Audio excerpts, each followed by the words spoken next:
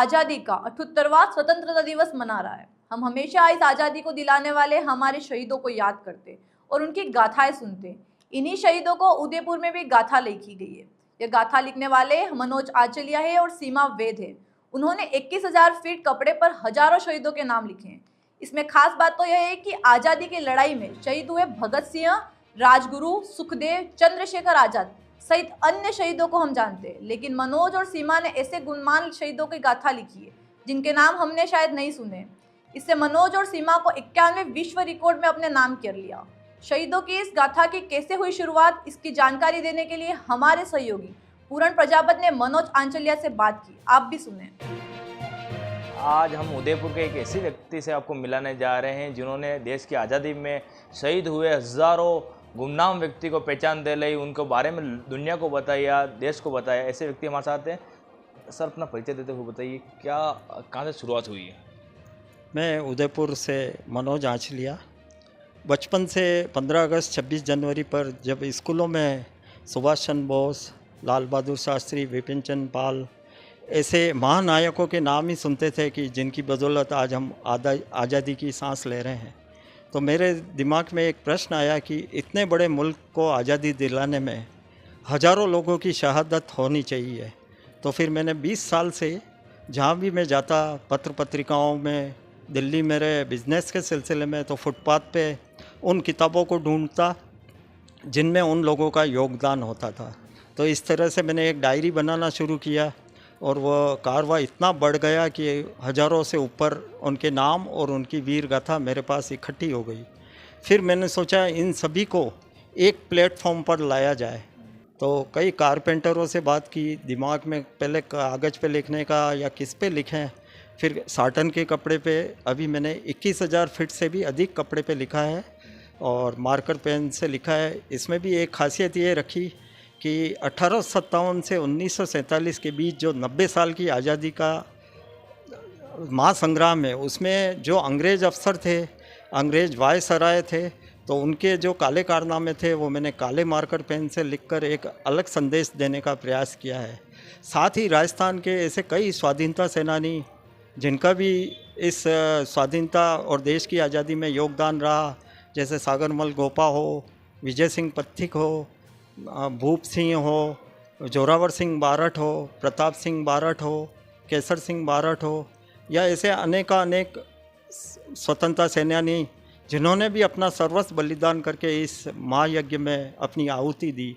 साथ ही उस समय कौन सी पत्र पत्रिकाएं चलती थी और कौन से बंगाल के कवि थे जो अपनी कलम से भी इस आज़ादी की मशाल को प्रज्वलित करते थे। कहने का अर्थ है कि मैंने ऐसी कई ज्ञात अज्ञात घटनाएं और तथ्य लिखे हैं। आज जालियांवाला बाग को सभी जानते हैं कि मेजर डायर ने मशीन गन से हमारे कई भारतीयों को भून दिया था, लेकिन मैंने कई किताबें पढ़ी कि आज जालियांवाला बाग में लोग इकट्ठे क्यों हुए। तो इस तरह के प्रश्न भी मैंने डाले कि बिहारी ठाकुर को नेपाल की जेल में क्यों बंद किया गया। इसके अलावा मतांगनी हजारे का क्या रोल था। एक 12 साल का बच्चा था बाजी रावत, उसने नाविक का बेटा था, उसने नाव पार नहीं कराई कि अंग्रेज़ हमारे गांव में जाएंगे तो मारेंगे, तो उसने 3 गोलियां अपने सीने में खाई।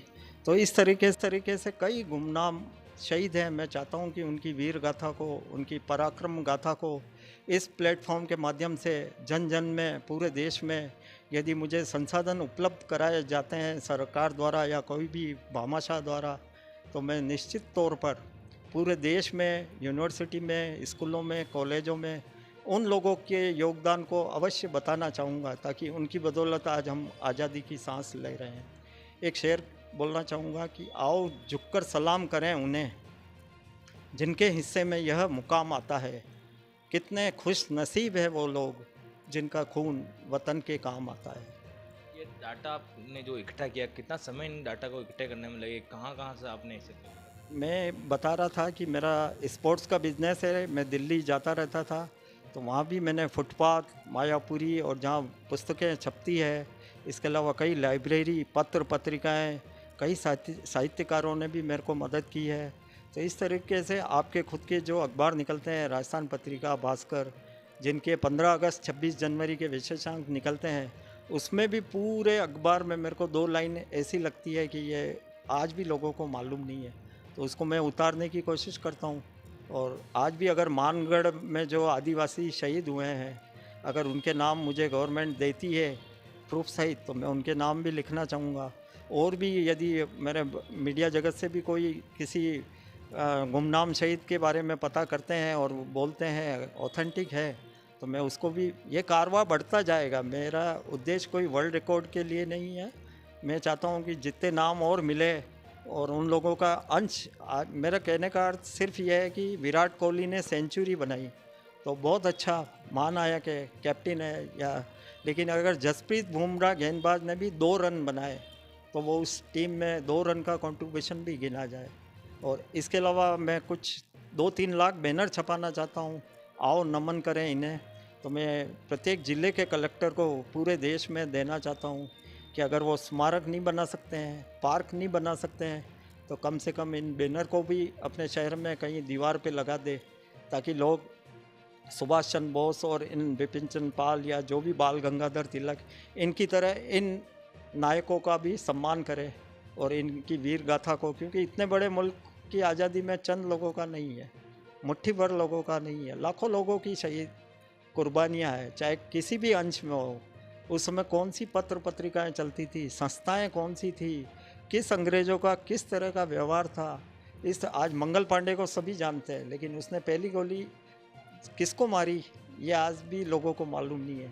सुभाष चंद्र बोस के माता पिता का नाम याद नहीं है। तो मैं ऐसी घटनाओं को लिख रहा हूँ जिनको लोग, किसको मारी ये आज भी लोगों को मालूम नहीं है।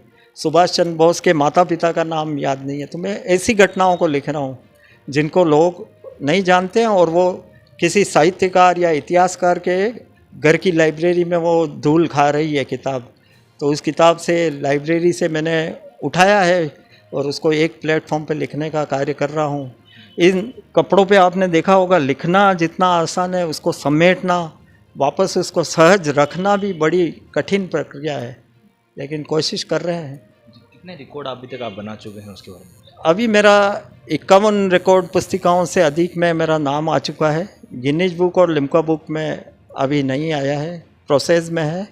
और मेरा रिकॉर्ड का कोई इतना चार्म नहीं है। मैं चाहता हूं कि और भी लिख के अगर मेरे को कोई संसाधन दे दे तो मैं उन लोगों को, क्योंकि ये इतनी बड़ी चक्री और इतना बड़ा रोल है कि इसको 5000 बच्चे डेमो के लिए चाहिए, तो उन बच्चों के लिए कुछ अगर कोई व्यवस्था करे, माइक, टेंट, नाश्ता और स्थान, तो मुझे इस तरह के, मुझे पैसा नहीं चाहिए। मैं चाहता हूं कि संसाधन दे दिए जाए ताकि मैं अपने उद्देश्य में, और आने वाले समय में प्रधानमंत्री जी और राष्ट्रपति जी को इस तरह की चक्री, इस तरह की मैंने 4 चक्रियाँ बनवाई है। और अभी मेरा ये कपड़ा इधर उधर अस्त व्यस्त है, इनको आने वाले समय में बारिश के बाद मैं व्यवस्थित करके इसका जन जन में प्रदर्शन करने की तैयारी सोच रहा हूँ। तो ये थे हमारे साथ मनोज आंसलिया, जिनका साफ तौर पे कहना है कि जो देश में शहीद हुए हैं, जिनका अभी तक कहीं पर भी नाम नहीं, उनको पहचान और नाम दिलाने का काम मनोज जी आंसलिया उदयपुर वालों ने किया है। आप बिल्कुल देख सकते हो इस तरह की ये पट्टी है और इनके ऊपर ये नाम लिख रहे हैं। सर को बताऊँगा एक बार, उनकी पूरी बायोग्राफी, ये पूरी बायोग्राफी, नाम और इनका पूरा जो भी काम किया है इन्होंने, वो सारा काम इस पर लिखा हुआ है।